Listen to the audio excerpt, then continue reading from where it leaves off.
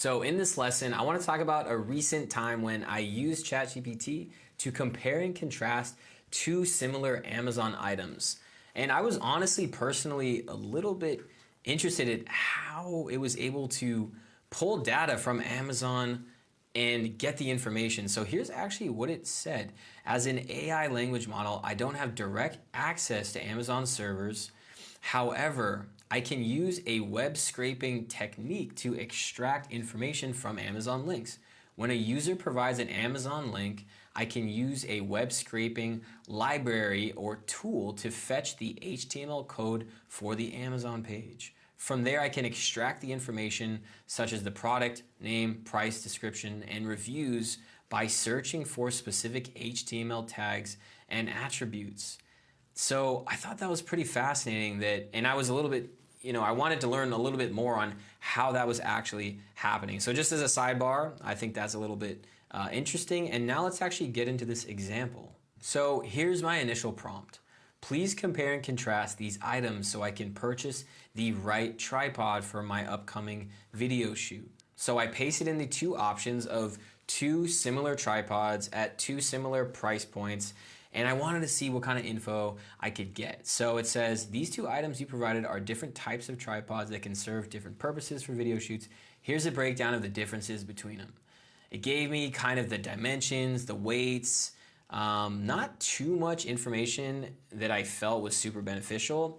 So I went ahead and I said, okay, great. Please be more descriptive and put your answers in tabular format.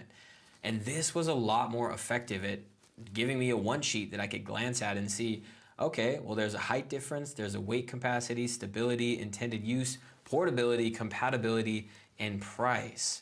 And I was curious, honestly, to see what other descriptive columns it can add. So it went ahead and added, things like the material that was used, the weight capacity, and a few other rows in this table. Then I got curious to see, well, okay, what other kind of, applications can I use this for? So I said, thanks for the answers. Now please ignore all previous prompts in this conversation. I'm going to share with you two new links for potential TVs that I want to buy. Please compare and contrast the most essential differences, including the price, quality, reviews, specs, and other important factors into one table. Here are the two products that I'd like for you to compare.